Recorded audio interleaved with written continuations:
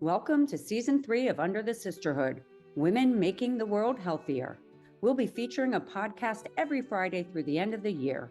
Our conversations will focus on many different aspects of health and wellness. We'll examine women's health, general health, menopause, sexual health, and reproductive health, as well as we'll dive into wellness. This is a podcast to celebrate women and all that they do in our world. I'm Elizabeth Elfenbein. Let's get under the hood.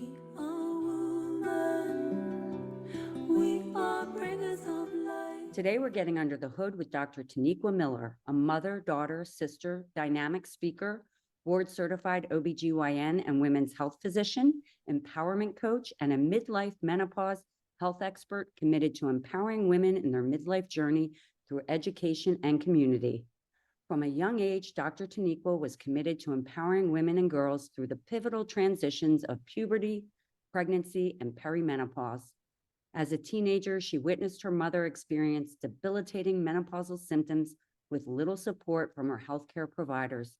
It was a theme she repeatedly saw as she cared for women in midlife: scant education, little support, and taboo discussions about a natural and powerful transition in the lives of her patients. These experiences led Dr. Taniqua to devote her life to studying women's healthcare, advancing patient-centered empathic care, and building a world for all women to embrace boundless lives. Dr. Miller trained in psychology at Yale University and earned her medical degree from Harvard Medical School before completing her residency training in obstetrics and gynecology at the University of Virginia. She is a fellow of the American College of Obstetricians and Gynecologists and is recognized as a nationally certified menopause practitioner for the North American Menopause Society. Wow. Very impressive. I am so excited. Welcome, Dr. Taniqua. Thank you so much for having me on the podcast. This is so exciting. Season 3 is all about women making the world healthier. You've been doing an unbelievable job for so many years.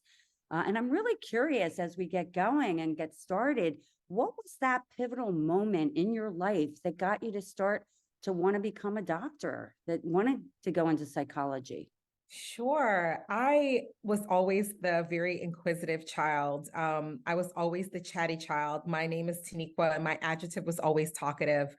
And so I loved learning. I loved being able to talk, honestly. And one thing that really intrigued me was my own body, my own female body. And I remember not really like asking questions about breasts and vaginas and all of these things and kind of getting shut down. That like we don't talk about those things. What are you talking about? And as a child, not really being able to explore. And so I remember my family had one of the big Encyclopedia Britannicas, like the big old textbooks. When I tell my children this, they're like, wait, you have books to look things up? You didn't have like an Alexa or a Google?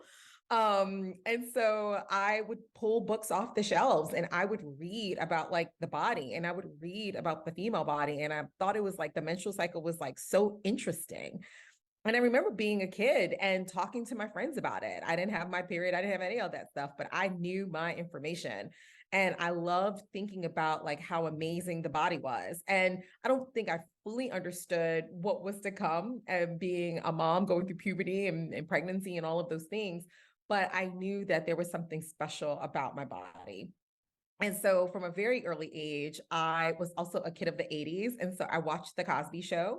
And I loved off of this theme of seeing all of like the daughter's friends having to go to Dr. Huxtable, right? To ask all of the questions that they needed, to get the help that they needed, because they didn't have anywhere else to turn. And it was really important for me with a name like Taniqua, being from the Bronx, being first generation, raised by a single mom in public housing. I wanted to be that person that other little girls who look like me can say she's one of us.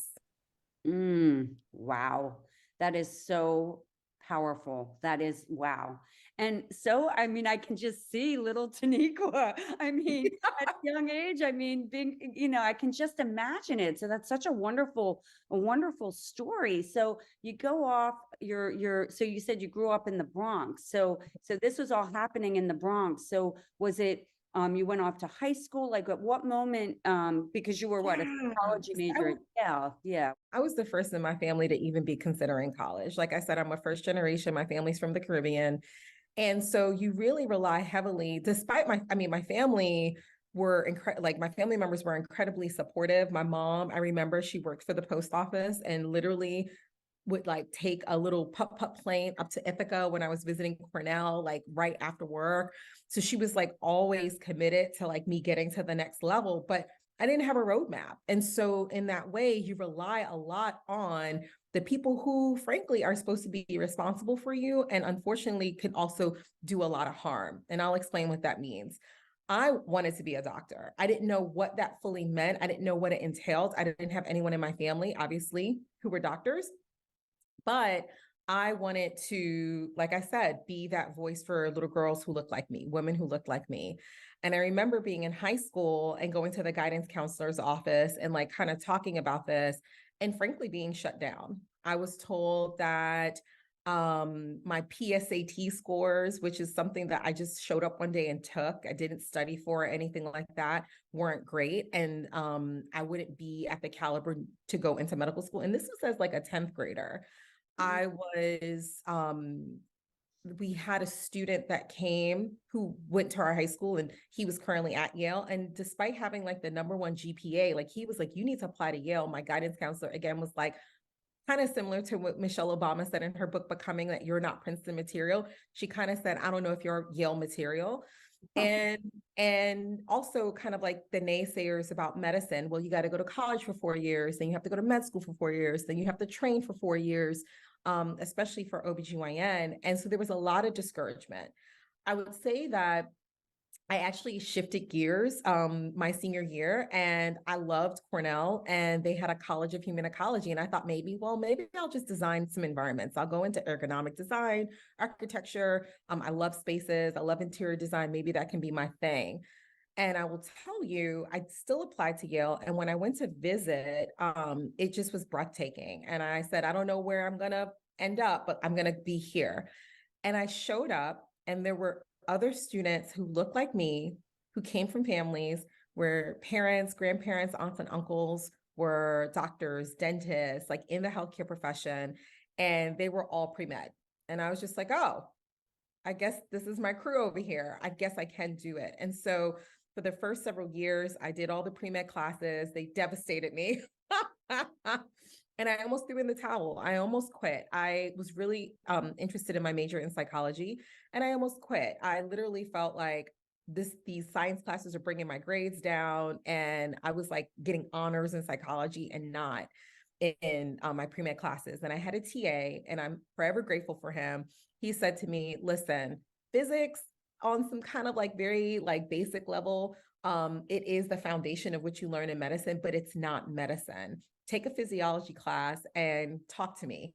And I took the physiology class. And again, I found myself at the, cafeteria table with my textbook, talking about the lungs and how amazing they were, and talking about like the kidneys and, oh my gosh, I can't believe our body does this. And so that's when I got it back. But really, it was defying a lot of odds in terms of being able to have support in high school, which frankly, I didn't have. You had this hunger, and even as a child, you knew this is like the body was really important to you, and the woman's body even Right. more so. And I think that's just amazing. So, so you got back on track. You said, I'm doing this, and you end up at, sorry, Taniqua, Harvard Medical School. Clearly you were really, you were what they wanted, and it's fantastic. So you go to Harvard Medical School, and I guess at a young age, it seems like you were already predisposed to wanting to be in the women's health arena, correct? Correct. So as you went on this journey and you got through medical school, you went down to UVA to focus on gynecology and obstetrics. What was that experience like? And then coming out of that for you? Yeah. So I will tell you, in residency, I had very little exposure to women in midlife.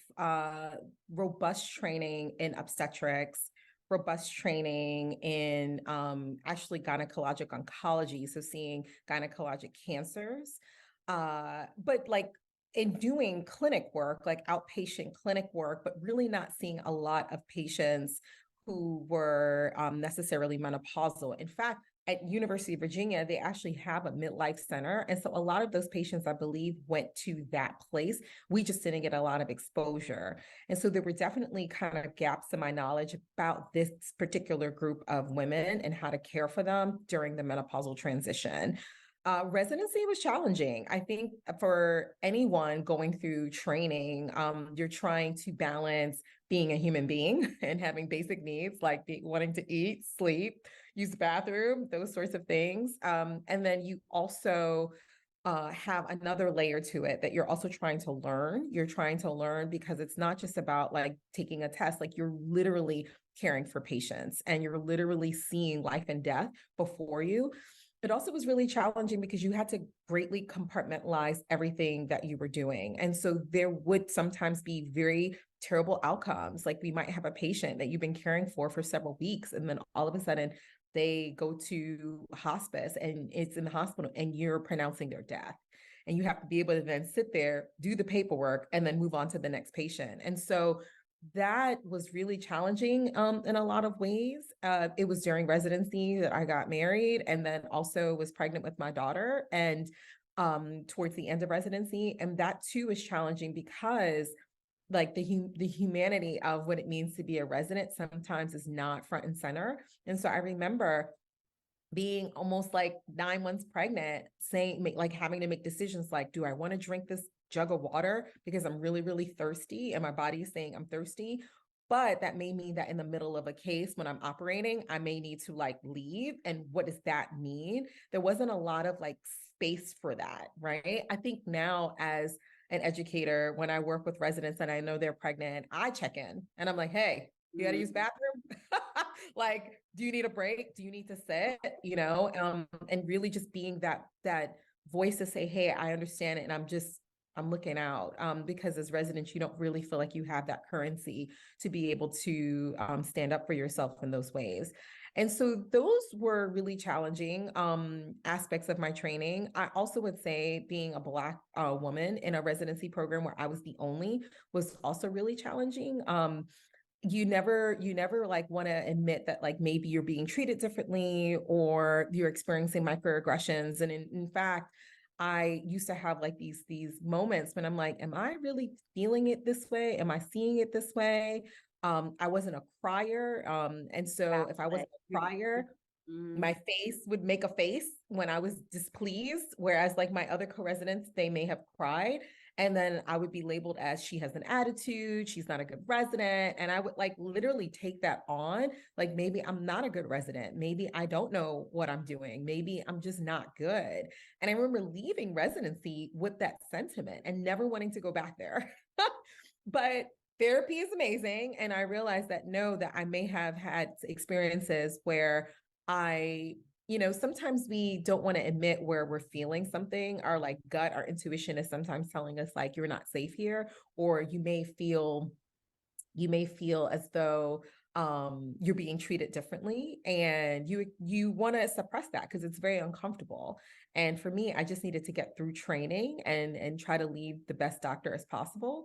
And it's later on that I can reflect that no, there were some moments that I feel like I was treated at a different to a different standard than other people. And actually to get that validation from some of my co-residents that yeah, there were times that we felt like you were being treated differently, gave me that validation. It's so, if I might just say, first of all, that's just awful. I mean, it's just awful. I mean, you were gaslit trying to do a job, to do your job. And that's so harsh. And I think what's interesting, because even like when I was reading your introduction, is your whole approach is this empathic approach, which is feeling other people's and understanding your patients. So I would imagine if you're that type of physician, you feel everything that's going on in the room. So, Yeah. I mean, I don't want to apologize for the universe, but I want to apologize for the universe because it's so bad. Well, and I will tell you, part of your training, and I say this a lot, I could even see it in pictures. There's a level of conformity that you have to have, like just across the board. We're trained in medicine to not be the focus of the conversation, to allow it to be your patients, and that it creates this dynamic, frankly, in the patient physician, like the patient physician relationship, where you still have the physician up here and the Mhm. patient down here. We know so much about the patient and they know very little about us. And it is a dynamic that, we're trained. This is literally part of our training that we don't engage in our own personal lives. We give a lot, like the least amount of attention to ourselves, even from down to like how we dress. I remember like the most conservative way to dress. I would pull my hair back. I wanted to have very little attention on me. But I will tell you what happened as I started healing and as I started being a little bit more unapologetic about my identity as a Black woman physician from the Bronx, and I could lean into that as my authentic self started showing up more, the patient started showing up more for me. So I remember starting off in practice and really kind of like holding on to this rigid, like, this is the way that it is. But then I don't know, slowly over time, I was just like, this is not really me. I want to like chat about my kids. I want to tell them about my mom. When I had patients who would come in, for example, and they were struggling with tobacco use and they wanted to quit smoking, I wanted to tell them the story that like my mom too smoked. So I get it. I understand how challenging it could be to quit. And that was like a no-no. You didn't center yourself in that conversation. And I didn't see it as such. I wanted my patients to see me as a human being too, and that I was coming to partner with them, understanding that we're humans, we have human brains, and we have limitations as such. So when I started doing that more and more, when I started like kind of bringing pieces that I felt were appropriate about my own life and my own family into the conversation, that was it. That is when I connected with patients on a level that was so much deeper that the patients were coming back for more because I was showing them a real version of life. I was showing them that like, I don't have to be a peer. I could still be their physician, but we can come to a place where we're partnering, where it's more goals centered on what they need as opposed to any sort of agenda that I'm creating for them. Oh gosh, I so love that, and I so long for that in terms of a relationship with a physician. My internist is quite like that, but I have a long-standing friendship with him, so we Right. can talk on that level and connect on a family level as well because of our history. But I think what's interesting about that, Taniqua, is literally, you know, for so many decades, doctors have been looked at as gods, if you will. They're the god. They're going to make you, they're going to take you and treat you and make you better, hopefully make you Right. better or give you more time.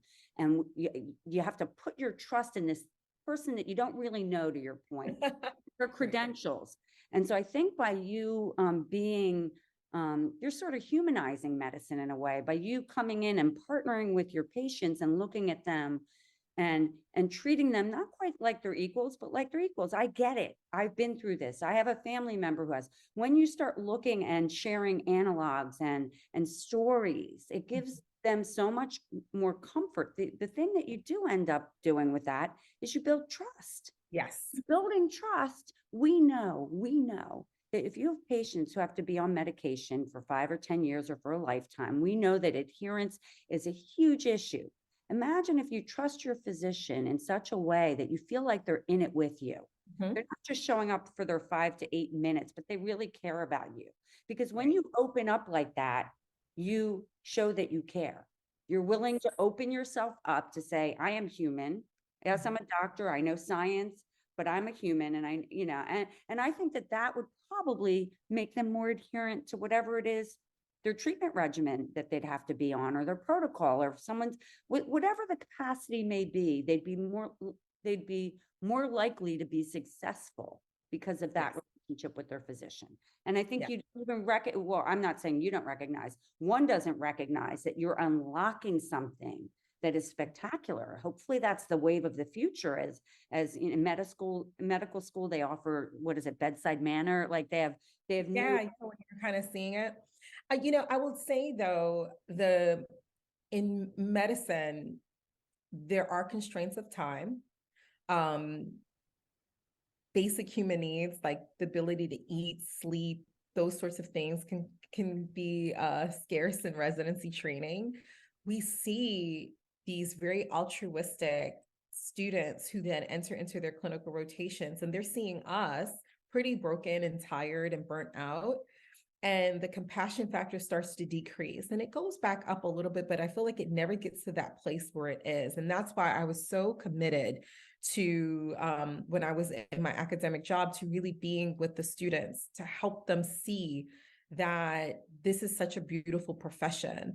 I also think that the landscape of medicine is changing the way that we're able to care for patients. We're in much larger group, big hospital systems, where you don't have a lot of physicians kind of necessarily at the table making decisions. And so your requirements for productivity and all this stuff, it kind of makes medicine a little bit more mechanical, as opposed to what you think of as that bedside doctor kind of going from door to door with the doctor bag, seeing patients in the community. And so it has definitely been a learning experience. It definitely has been one of the most rewarding aspects of my life, really caring for patients, and really still being able to do it my way, being able to connect with them, being able to, ask about, you tell me the last time you were here, you said you were going to a European cruise. Tell me about the cruise, girl, and wanting to see pictures and wanting to see that, and not feeling as though that's taking time from the visit, because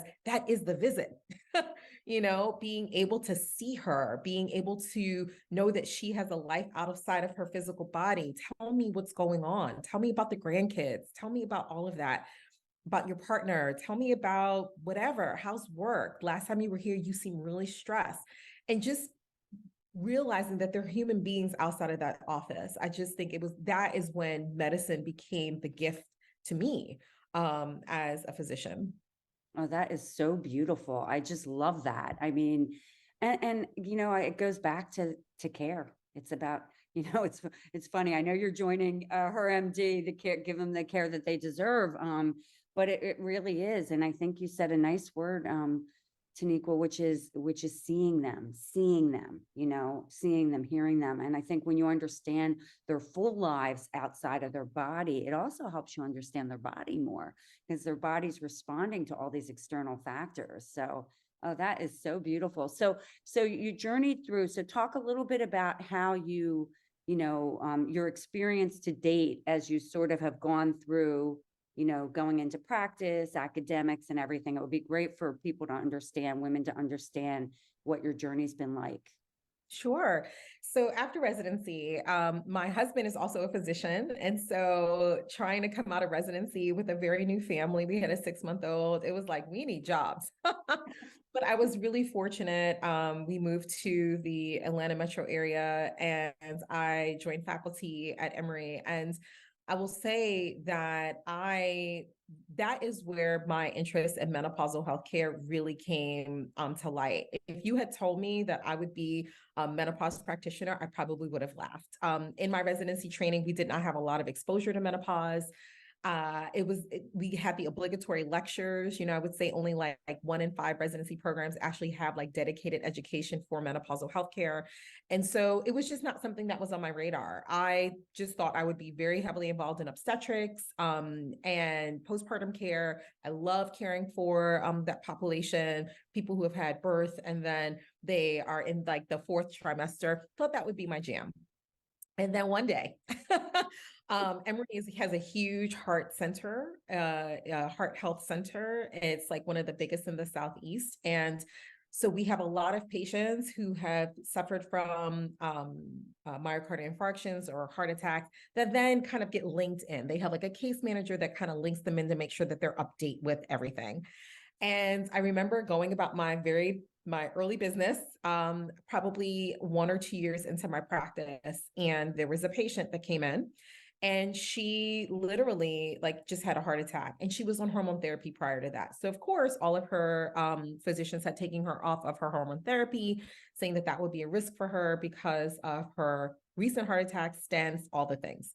And she came in and something was just off. I don't know what was off. Something was just off. I was doing the visit and learning about her and things like that. And there was just this like very blank affect. And something just kind of like whispered to me, like, what's up with her? Like something's not right. Like you're not getting through to her, but it has nothing to do with this visit.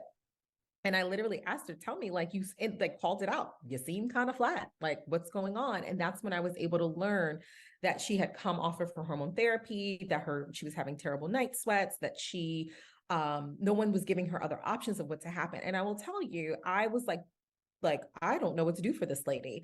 And it was through like literally poking back somewhere in the recesses of my brain that was like, oh, this is a treatment that I think I remember from residency 2 or 3 years ago that maybe I could try. I don't know. And I was just kind of like, I was like, maybe this will work.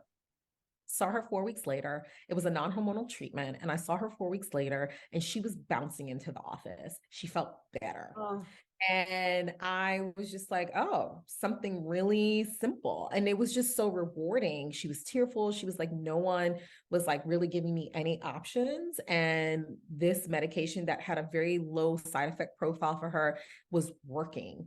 And she felt better. And I just felt like, okay, this is a gap in knowledge that I just don't want to have. And so I really started like consuming menopausal education from there. I went to a menopause 101 class at one of the national meetings. That's where I discovered the North American Menopause Society. This was really early on in my time. I think it was like 2013. I had finished residency in 2012. So this was like 2013 or 2013. And then I discovered North American Menopause Society and I started going to their conferences. I got certified, I believe in 2015, shortly thereafter. And then I became that person. There were 2 people in my office who were also NAM certified. They were kind of known, they were older than me and they had much more experience in the piece, but there was something that I was bringing. It was like, here was this like young 30-something-year-old doctor who started asking women in their 50s, are you having good sex? Like, tell me what's going on, and really being an advocate and a champion and centering this period. And especially when you consider obstetrics takes a lot, gynecology takes a lot in terms of attention because you're doing surgeries and you're delivering babies, and that's really exciting. But over here, I was like, let me stay over here. These are my people. And so that is how my journey has really kind of been getting into menopausal healthcare. It was that one patient. And then also it made me start reflecting on my mom's journey. It was interesting because my mom is a young grandma. I remember she was in her late 30s, actually, when she started having symptoms. I was 17 at the time, 16, 17 at the time. So you can imagine all of my teenage angst. And we would like really butt heads because emotionally she was like struggling. She was having very significant mood changes, terrible vasomotor symptoms. I remember she would leave work and like come home. She worked at night and she would leave work, come home, and then literally like strip down naked.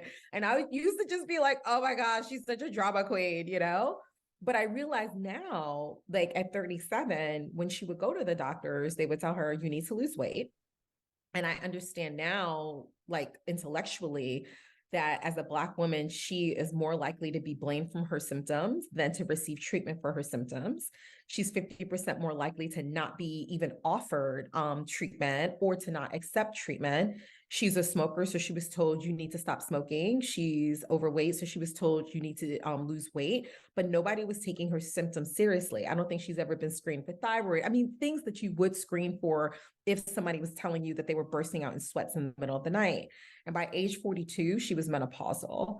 And I remember, and when she was 50, she fell and had like a distal radius fracture. And when we looked at her bones, her bone density was horrible.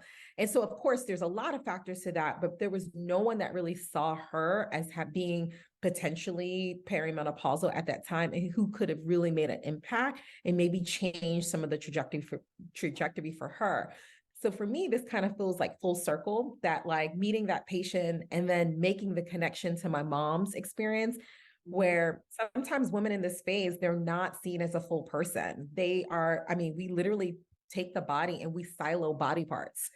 We silo the heart. You had a heart attack, you can't have anything. We need to protect the heart. We silo the kidneys, we silo whatever, but really looking at them fully and holistically is really what I hope to accomplish. That's amazing. And wow.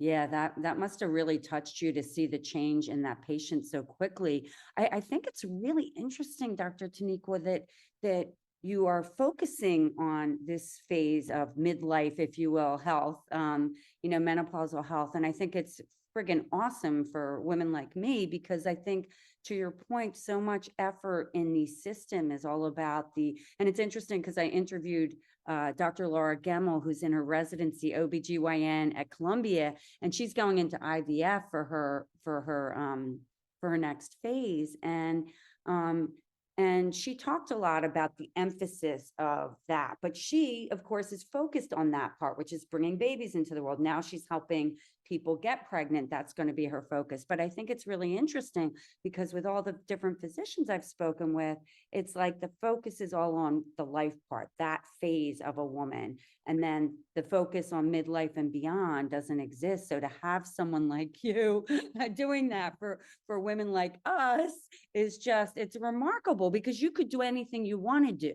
So to give yourself to that, the other thing that's interesting, and I'm just talking as sort of an entrepreneur, is that you can own a space, and you could be the thought leader in that space as you move on in your career. And I know I never considered myself that voice. I just felt like I was showing up to do a job. But I think thinking especially about health equity, and how do we, like, it's wonderful that there's so much in the press now about menopause.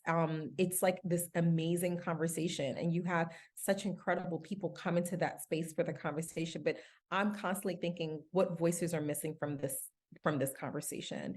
And so I love that, like, I can sometimes center that, like you saw that from the panel that I was on, that I can bring that perspective, that while we're talking about all of the injustice, I also want us to recognize that there are some people who are kept out of that conversation. And I'm so glad, in terms of all of the things that bring me joy around health equity, that I'm able to do that in this space. That's awesome. I think yes, yes, yes, and yes. And I think that, now it's opening the conversation, and it's just creating your own conversation and being the thought leader in that, because you have not only unbelievable credentials, tremendous experience, you're also so young. So you're really setting up and I mean that very respectfully. You're so young in your journey as a physician, the impact you can have, the fact that you're an expert now at menopause, when we know that expertise is not even part of the medical school training, the fact that you are an expert at that, as you move forward and look at, I mean, you're going to be able to set up how you want to be treated when the time comes. You're going to be able to see things. Most physicians never see it in themselves, but I hope you do. My stepmother, she never saw anything in herself. No. She just keeps going. But I think that your generation will, of course, is so much more sensitive to that. And so I think the opportunity is just so vast in what you can do. And also, you have daughters, right? So you're setting up the future for them. Yes, I have daughters. And I think that was also, as there's now this evolution of where I'm going. I left my academic role, and I really just wanted to spend some time more with my family. And so being able to trust myself, which unfortunately as women, even from when we're little girls, we're not taught to really trust ourselves. I'm teaching her that lesson too, right? That, like, she can have her own back. And so now I'm just being able to explore and consider how to practice medicine in my way, doing contract work, stretching my brain, starting businesses. Like, it has been a really, really fun ride. And I can't wait to see where it goes. Well, so speak a little bit about that. What is the type of work you're doing now? Like, when you say from a contract perspective, and what does your near-term future look like? Yeah, so when I left my role, I wanted something that was going to offer me a little bit more flexibility, specifically working from home. I think it's so funny. People will say to you that when you have young children, it's really challenging.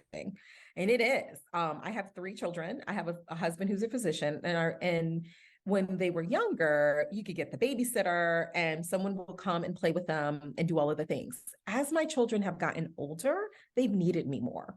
They've needed us more.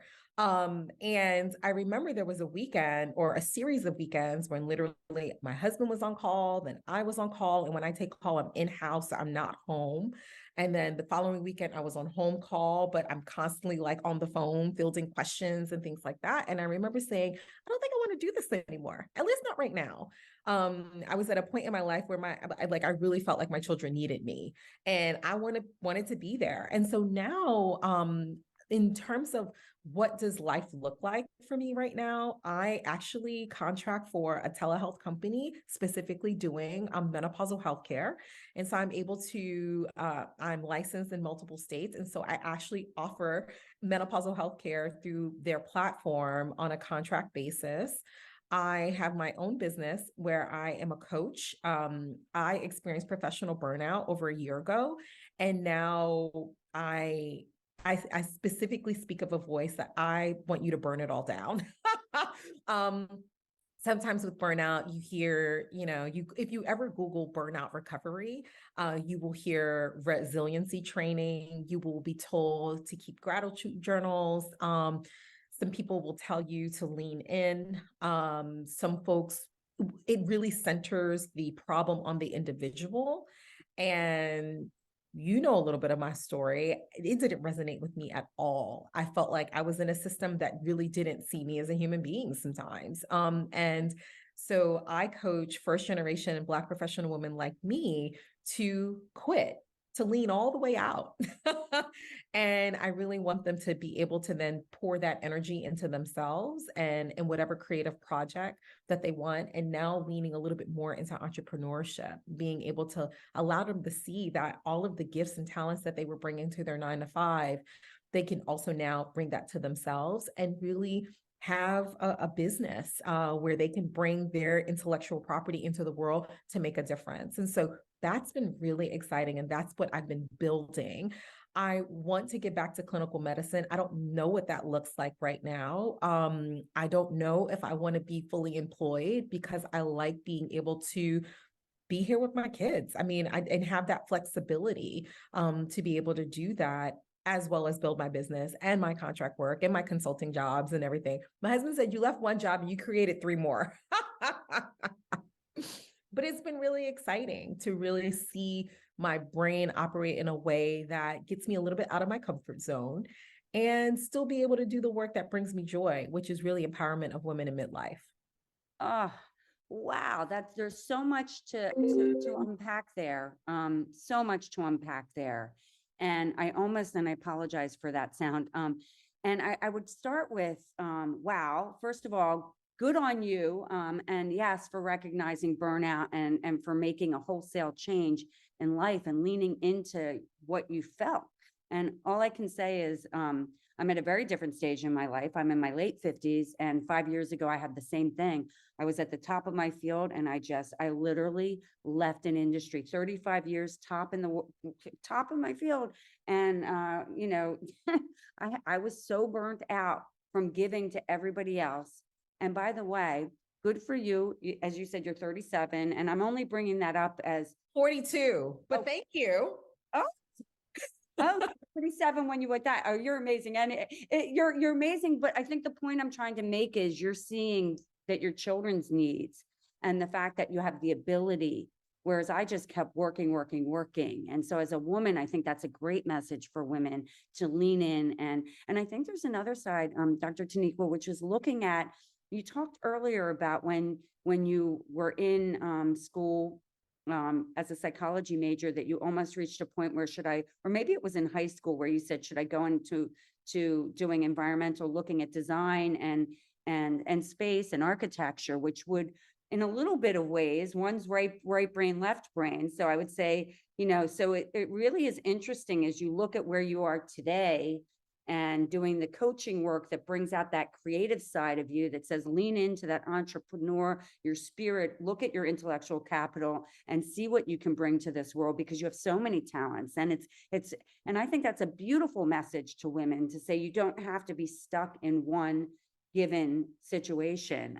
At the same time, when you're the doctor that you are, with the training that you've had, with the experiences, and the fact that there are so few women doing the midlife and really looking at menopausal health, that is a role that and I'm not saying you should be of service to women, but it's a remarkable place to be in, because you can be become, you know, one of the leaders in that space in such a way, if you're not already, that serves in, you know, in just changing the rules. How's that? The rules in it. And I think that you hinted at that when you said getting out of comfort zone is that creative side. But wow. So that's such an exciting time. I mean, in terms of not knowing, are your daughters curious? Are your daughters like leaning into, do you see them, you know, as you're an amazing role model for anyone, but obviously when we're raising young women in our home, what's that experience like? So it's funny. I did not, I told you about that experience of being a child and having questions about my body and kind of getting shut down a little bit. Opposite. So one of the first things that I did when my little foray into entrepreneurship is I created a program. And I said, what would be the program that I would want to create for my daughter to step into this like period, her tweendom, period of understanding her body. And I actually like literally, again, allowed myself to dream and think. And I created this program called Precisely. And it comes from I'm Precisely Made. And Precisely actually stands for an acronym. And so during this program, over, I think it was like 5 or 6 weeks, I had a cohort of about 11 girls who were all tweens. None of them had their periods. And we went through my Precisely framework. And so the first time, like the P and the R and the Precisely was learning about the physical and the reproductive changes. But then I also was like, what do I want her to be as like a human being going through her life? And so E was like energy and movement. And we talked about the importance of moving your body, getting out in sunlight. C was about community. What does it mean to give back to your community? So we had a fictional project where the girls had to kind of walk through what does it mean to be a community advocate and engage with the community. And they had to go through the steps of from taking a problem all the way to solving a problem. And then how do you then evaluate it? And who are your key stakeholders? And really exposing them to language as they think about what they want to do, how to do that. I was about identity. It was all about like, who are they as young girls transitioning to teenagers and going through this? How do they kind of like stay true to themselves? And we talked about safety with the S, with bullying, and how do we stay safe on the internet? It was like this program that like literally just came from my brain, like literally came from my brain. And their gift boxes were very intentional. And I met with them once a week for this period. And the parents were like, wait, I thought I talked to my kid about things. I clearly don't, because she learned so much in this short program. And so my daughter saw that, like she helped me put the boxes together. She saw the program come together. Even now, when I have my live webinars and my trainings and my master classes, my daughter is like manning the chat. She's putting links into the chat. And she has negotiated her rate. She's like, can I get paid for this? And I can't argue with that. She's a smart girl. And I was like, yep, I'll pay you for it. But they're seeing that like, there isn't this linear trajectory. I feel like when I was growing up in the 80s, it was just kind of like, there weren't a lot of options for first generation kids. It was like, you became a doctor, lawyer, or you went into like business, but not self-employed, right? And now she gets to see that there are lots of different ways that you can be creative, that you can contribute to the world. And I'm happy that I'm able to paint that picture for her. Now, I also acknowledge I have a lot of privilege.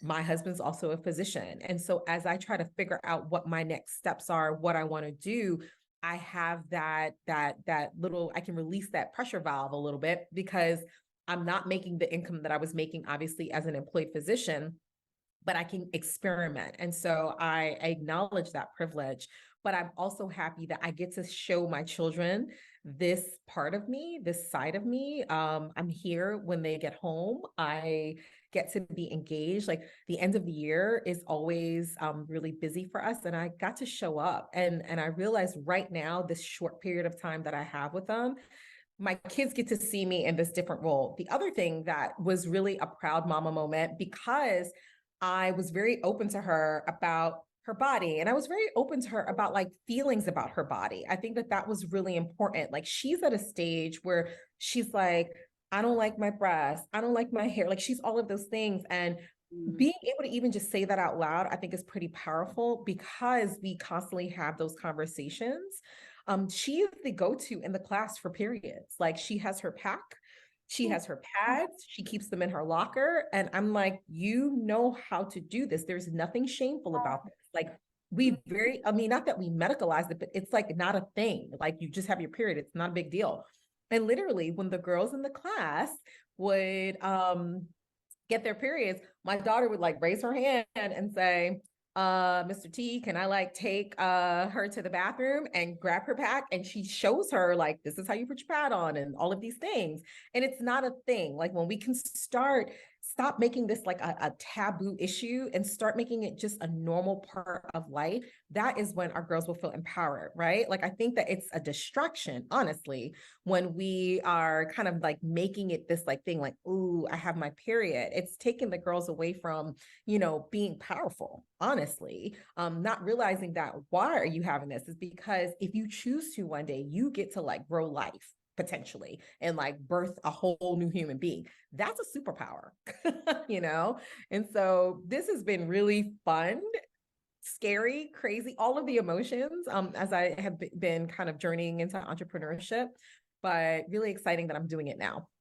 Oh, wow. I mean, your daughters are so lucky to have a mother like you. I think Oh, that's so kind. no. And it's interesting because, as I told you, I grew up with physicians. My mom was not a doctor. She's a social worker, but my father and his wife, and I never felt they were, old school physicians. There was not good bedside manner and, a comfort in having conversations. And I wasn't really taught. My mother didn't make anything taboo. She was really cool and easy. And I remember getting my period at 15, right before the junior prom, and I had a white dress. And so, yeah, and pads were the thing back then. But I think the point that I want to make is, because I didn't learn, even though I'm very free, easy, creative, went to art school, it's really hard having the detailed conversations with my daughters. And so I think that I'm using myself as an example. And my daughters are very, very self-aware of their bodies and their generation, of course. But for your daughters to have that, for you to make them feel beautiful in their body, and I made them feel beautiful in their body, but not the detailed anatomical part from a healthcare perspective, like looking at it holistically. So that's a real gift to give. And then the other thing I wanted to point out, Taniqua, is the fact that you stopping and saying, no, I'm done, and leaning into entrepreneurship and creativity to be able to be home and show up for your children is fantastic, because you don't get that time back. And so, I'll say, now I get to travel. I just came back from a week in Tulum. My daughter, who went to school, where you went to school, she actually quit. She said, I'm done with corporate. I'm done with Silicon Valley. I'm done with being an investment banker. I'm going to go and be a conscious leadership coach. And she's living in Tulum. But my point is, now I'm traveling to spend that time that I didn't spend when they were younger. And so that's a real gift. And I think you should continue to lean into that. I mean, they're very, very lucky on so many fronts, because the conversations you're having with them, the ability to see them. The other thing is, and I've shared this with some other guests that I've had conversations with, you don't realize, I think you realize this, all the young women who are coming into your daughter's lives, that come through your home, that are part of her little community within school, or even not her community, but they see her as a leader and an educator on period health, if you will, on sharing those things, on making things less taboo. You don't realize that you're like this phenomenal role model. And it doesn't matter if it's women, young women of color, it's all women, that you are really this amazing role model for them. And I think that the more we think about the impact we have on a daily basis in the lives, and I think you're doing that program that you did, the Precisely, that's phenomenal. I know. And actually, I remember doing it for her, and it was because of like a parent saying this would be really cool. And then I really felt as though it was such a great program, but I was like, again, my heart has always been for midlife women. And so how do we adopt something like Precisely for midlife women? And so I do consults where I'm not in the role of physician, but kind of like a coach where I have women in midlife coming to me and we go through the precisely model because I realized that was something that was like universal. One, lots of women in midlife do not know physiologically what's happening to their body. And I think that education, and it's actually borne out in studies, that when you educate women about the physiologic changes happening, including the weight gain, including the mood changes, including the brain fog, all of these things, they have a different experience of the symptoms, right? They're not blaming themselves. They're not thinking that they don't have willpower. And that's why they're getting the little bit of the belly gut that we tend to see in menopause. And so when I go through and I teach the women who come to me for consultations about this, and I give them advice on, what may work for them. And I really kind of like leaning into community and leaning into all of these things like identity, especially as you venture through midlife, that identity is completely changing. And so that has been really fun to take something that I created from like almost like one end of the reproductive spectrum all the way to the end. And it really is something that I'm proud of.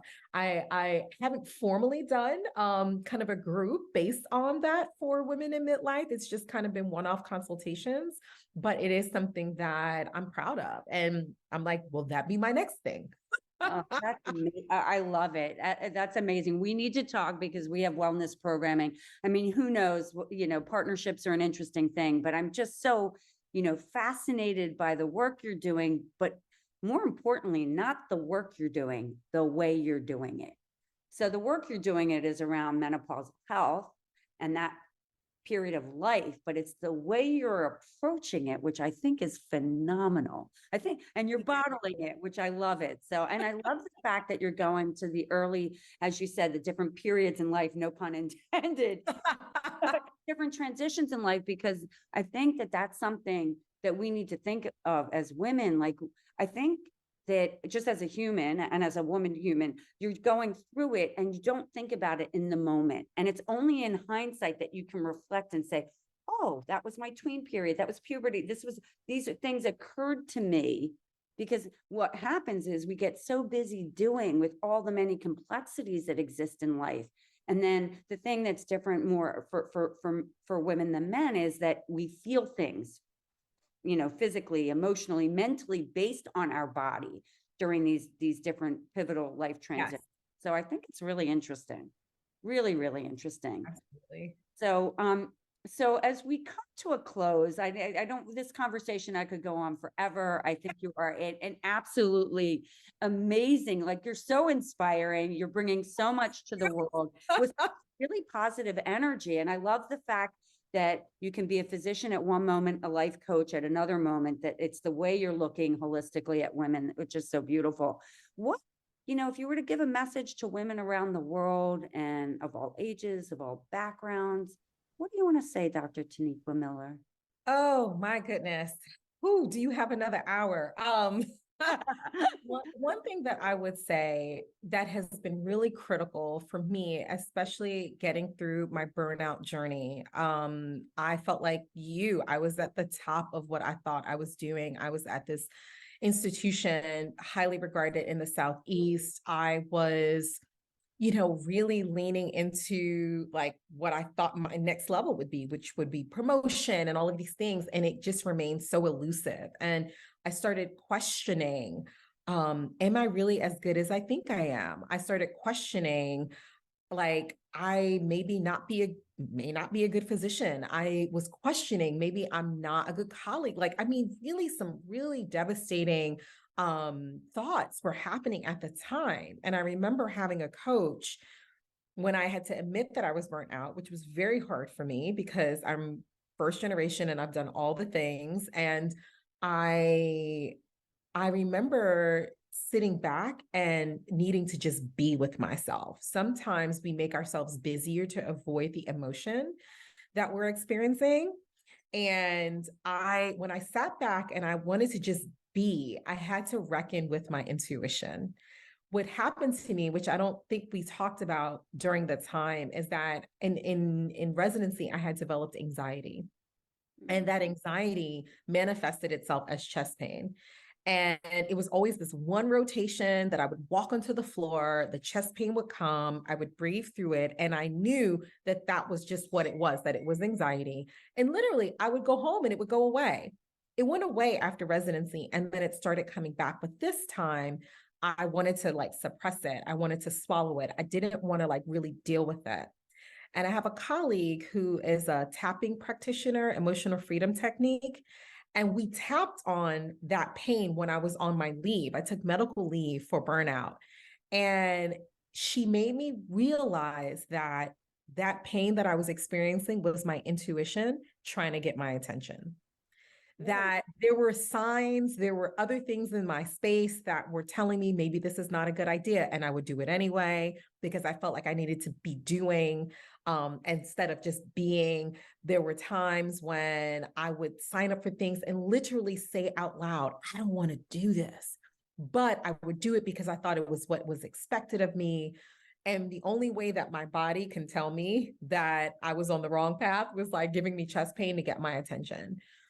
So what I would say to women is that know yourself, get to know her like again. There are so many messages in our society that tell us to doubt our inner voice, that tell us constantly that we are doing it wrong or that we should be doing things when we know deep down that it ain't for us. And that's where my coaching with quitting came from. The idea that, no, I want you to use my formula, which is actually a quit formula. Quit is an acronym. And part of that formula is intuition. We know sometimes within the first 5 minutes or first 5 seconds, whatever that quote, like whatever that statistic is, if something's for us or not. Yet we don't trust ourselves to know that if we opt out and we decide not to do what we think is expected of us, that for some way we're going to like miss out. And the one thing that I would tell women is that you are beautiful. Your brain is incredible and amazing. And you know deep down what is right for you and what's not for you. And that is the season that I'm in, trying to learn and trust myself again. And after so many years of not trusting myself or relying on external validation and achievement to kind of get to where I am, I'm done with that.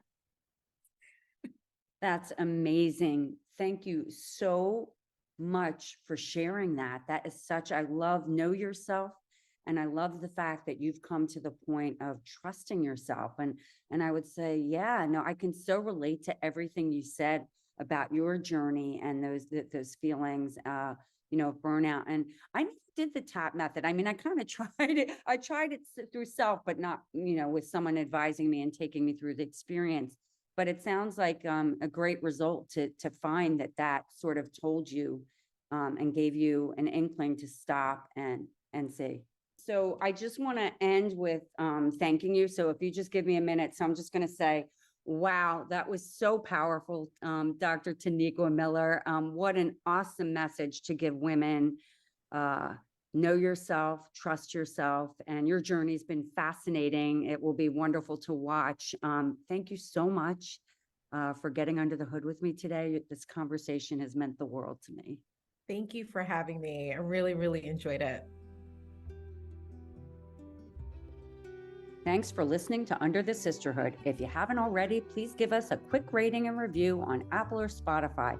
And make sure to follow us on Instagram, Facebook, and Twitter so you can hear from more amazing women. This podcast is created and hosted by Under the Sisterhood, LLC, and Elizabeth Elfenbein, produced by Elizabeth Elfenbein and Zach Slaff, and edited by Zach Slaff. The music is by Ayla Schaefer, her song, Rose.